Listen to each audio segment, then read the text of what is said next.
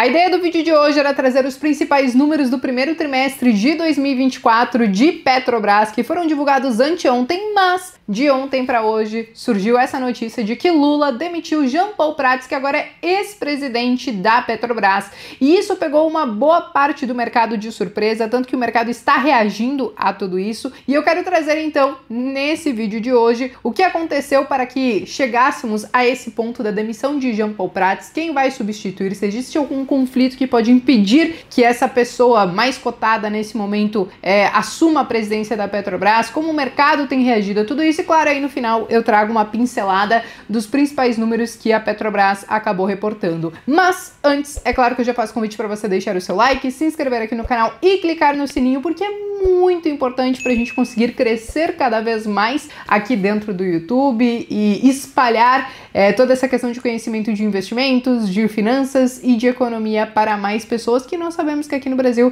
somos muito carentes desse tipo de educação. Mas vamos lá, gente, vamos falar então sobre a demissão do Jean Paul Prats, que foi anunciada então na noite de ontem. E aqui, gente, ele sinalizou alguns possíveis motivos do porquê isso aconteceu, tá? Então, na verdade, a relação dele com o Alexandre Silveira, que é o ministro de Minas e Energias, já não era uma situação muito boa, já não era uma relação muito boa.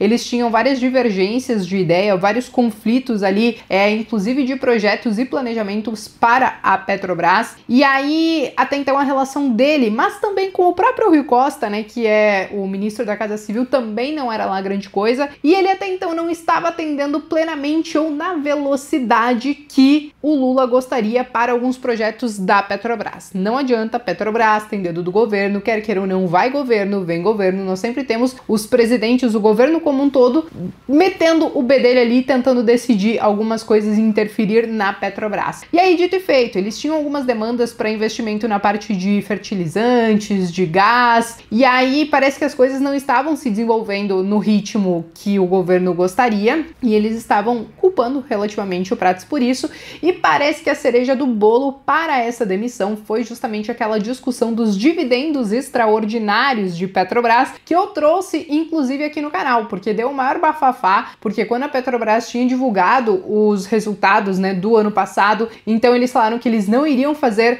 a distribuição extraordinária de dividendos, coisa que já fazia alguns anos que ela estava fazendo, e é claro que os investidores gostavam muito, mas muitos eram contra de tudo isso, porque eram a favor que pegassem esses dividendos e investissem na própria empresa, criassem alguma reserva ali para a própria empresa, ao invés de enviar para os investidores. E aí sempre teve esse conflito, né? Porque a Petrobras, ela carrega esse grande problema de nem ser 100% estatal e nem 100% privada, e fica esse cabo de guerra, porque como ela foi capitalizada, teve uma grande capitalização, inclusive lá em 2010 no governo Lula, então ela precisa atender os interesses do próprio governo, mas também precisa atender os interesses do investidor. E aí, enfim, esse é o famoso rolo bananeiro da Petrobras. Talvez a solução seria se um dia ou ela ficasse 100% estatal ou 100% privada. A minha preferência, óbvio, é por 100% privada, mas isso é muito difícil de acontecer. A questão é, voltando para a questão dos dividendos extraordinários, gente, no final das contas, o Jean Paul Prats e o Haddad, que estavam a favor da distribuição, pelo menos de uma parte desses dividendos, eles acabaram ganhando esse cabo de guerra ali temporariamente, e aí eles acabaram anunciando, então, a distribuição de 50% desses dividendos extraordinários, que chegariam ali a quase 22 bilhões de reais, o que, óbvio, é um bom dividendo para os investidores.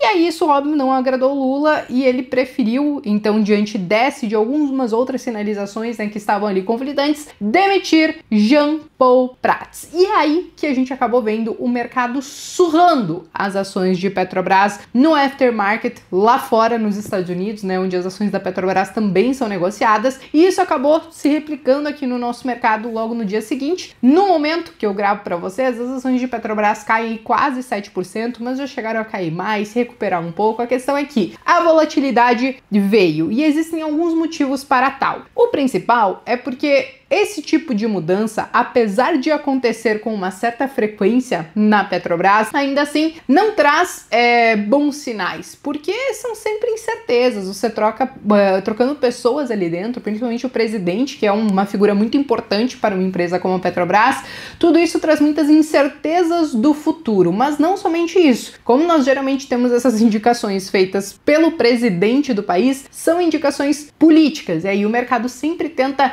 entender o que essa nova indicação pode significar. E aí o nome mais cotado, né, que na verdade foi indicado para assumir o lugar de Jean Paul Prats, é Magda Chambriard. Aí vocês devem estar se perguntando, poxa, Bea, mas quem é Magda, né? E aí aqui eu já deixo uma dica para vocês. Vira e mexe, os CEOs, os presidentes das empresas, inclusive, que estão listadas na bolsa, eles podem ser trocados. Você tem dúvida do que essa pessoa fez ou o que ela faz? LinkedIn. Você pode não usar para você o LinkedIn, eu sei que muitos de vocês usam profissionalmente, mas você consegue geralmente um bom histórico dessas pessoas por lá. E aí eu, Bea CSI, acabei indo pesquisar então sobre a Magda, né, no LinkedIn, para ver um pouco do perfil dela, né, sobre a experiência que ela tem no mercado, no setor e até mesmo as ideias que ela defende, porque o que muitos estavam falando é que ela é uma linha mais casca grossa, vamos dizer assim, ao estilo Dilma. Mas pra mim, olha, tô pouco me importando se ela é casca grossa ou não. O que me interessa é entender o que ela defende, né? E aí, óbvio, ela trabalhou 20 anos, mais de 20 anos já na Petrobras, se não me engano, desde 1980, né? Eu vou colocar pra vocês aqui um pouco a ficha corrida dela lá do LinkedIn.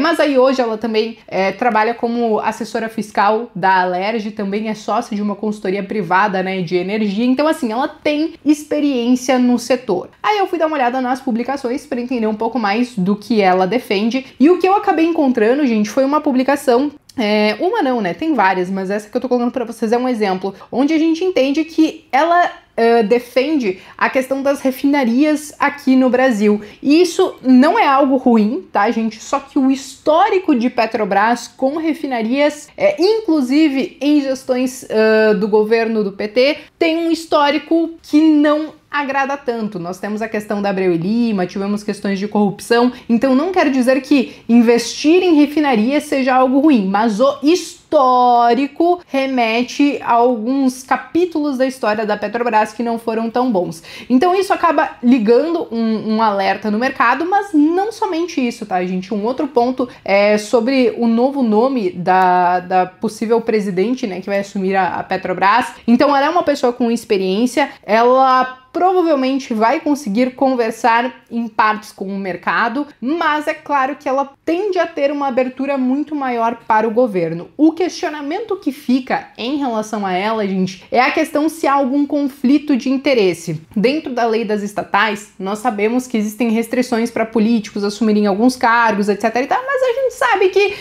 muita gente fez vista grossa para isso e deixou passar muita coisa nesses últimos anos. Mas a questão é que muitos questionaram se há conflito de interesse, não porque ela é uma pessoa política, mas porque ela é assessora fiscal da Alerj, lá no Rio de Janeiro, mas principalmente porque ela tem uma empresa, ela é sócia de uma empresa de consultoria privada de energia. E aí, o que geralmente deveria acontecer nessas situações é essa pessoa largar essa consultoria para poder atuar, então, com essa nomeação do governo, para você não ter nenhum conflito de interesse. Quem, inclusive, explicou isso, gente, foi o Adriano Pires, que ele também é sócio fundador, né, do Centro Brasileiro de Infraestrutura, trabalhava com consultoria, e ele foi indicado lá em 2022 também para presidir a Petrobras, mas ele negou, mandou uma carta, né, e isso era na época do governo Bolsonaro, ele mandou uma carta dizendo que, olha, não ia ter como ele assumir esse cargo, então ele deu uma negativa, porque ele já trabalhava há mais de 20 anos, né, no setor privado e poderia trazer esse conflito de interesses. Então, muitos começaram a analisar esse tipo de situação, que não é uma situação nova, mas eu, Bea, acredito que muito provavelmente, independente de conflitos de interesse ou não nesse momento que a gente está vivendo, muito provavelmente vai passar, provavelmente Magda Chambriard vai ser a nova presidente da Petrobras, e aí cabe a nós analisarmos como ela vai conduzir, se ela vai conseguir conversar com os investidores, com o mercado, ao mesmo tempo conseguir equilibrar, né, esses pratinhos com o próprio governo. Esse é o grande questionamento que acaba ficando, né? O ponto que eu digo, né, sobre Petrobras, gente, é que é isso. Se a gente olhar os últimos 8 anos dela, nós tivemos 8 anos e 8 presidentes, agora 9 presidentes que foram trocados. Então, e toda vez que teve essas trocas, nós sempre tivemos volatilidade, sempre tivemos esse saculejo do mercado, geralmente para baixo, porque isso gera muita incerteza. Esse é o principal ponto, né, para essas quedas de curtíssimo prazo do mercado. E apesar de a gente estar falando de uma queda de curto prazo, quando a gente olha num prazo mais longo, Petrobras, né, somente nesse último ano já subiu mais de 70%, né, nesses últimos 12 meses. Mas sim, essas quedas de 7, 10% em um único dia, não dá pra gente ignorar algo assim, dá um susto em muitos investidores, tá? Mas beleza, gente, vamos acompanhar de perto essa questão da nova presidência da Petrobras, como vai ficar essa questão da indicação. E agora sim eu quero trazer uma pincelada aí dos resultados que ela acabou entregando então anteontem, né? Então a Petrobras, ela teve um lucro 38% menor, tô arredondando aqui, né, do que no primeiro trimestre de 2023, né? Então ela teve um lucro de 23,7 bilhões de reais. Só que foi um lucro que acabou caindo bastante e existem alguns motivos para isso, tá, gente? Então eles tiveram queda no volume de vendas, principalmente na parte de exportação. Eles também tiveram uma queda no barril do petróleo, então sim, teve ali uma pequena queda, mas acho que a maior queda que a gente tá vendo agora são nessas últimas semanas. Também teve a questão da defasagem dos combustíveis, né? Então não tem jeito, aqui eu vou colocar esse gráfico para vocês da Bicom. Nós conseguimos ver que até março, ali maio, por ali, março na verdade, a gente tinha uma defasagem muito grande dos combustíveis que chegaram ali a quase 16%. Agora essa defasagem diminuiu porque o barril do petróleo caiu ainda mais, tá na casa aí dos 5, 6%. Então, essas defasagens, essas diferenças de preço também acabam impactando no negócio de Petrobras, e além de tudo isso, teve a própria questão da menor margem no volume e venda de diesel, tá? Então, esses foram os principais impactos no resultado de Petrobras. Ainda que ela tenha apresentado um bom lucro, ainda assim foi 38% menor do que o mesmo período do ano anterior, então a gente vê uma deterioração aí nos resultados de Petrobras, e a gente fica de olho para entender se isso é algo pontual de agora ou se vai seguir piorando, tá? De qualquer maneira, investidores, acionistas de Petrobras, principalmente aqueles de longa data, já estão mais do que acostumados com essa volatilidade, e ainda assim quem consegue segurar o rojão provavelmente está com um bom lucro com o Petrobras. Mas eu entendo perfeitamente quem não quer ter estatais na carteira devido a toda essa volatilidade e prefere ir por um caminho mais tranquilinho. Mas aí eu quero saber quem é você na fila do pão nessa situação de investidor. Você investe em Petrobras ou você prefere ficar de fora? Me contem aqui embaixo nos comentários. Eu me despeço por aqui, mas vejo vocês então no próximo vídeo.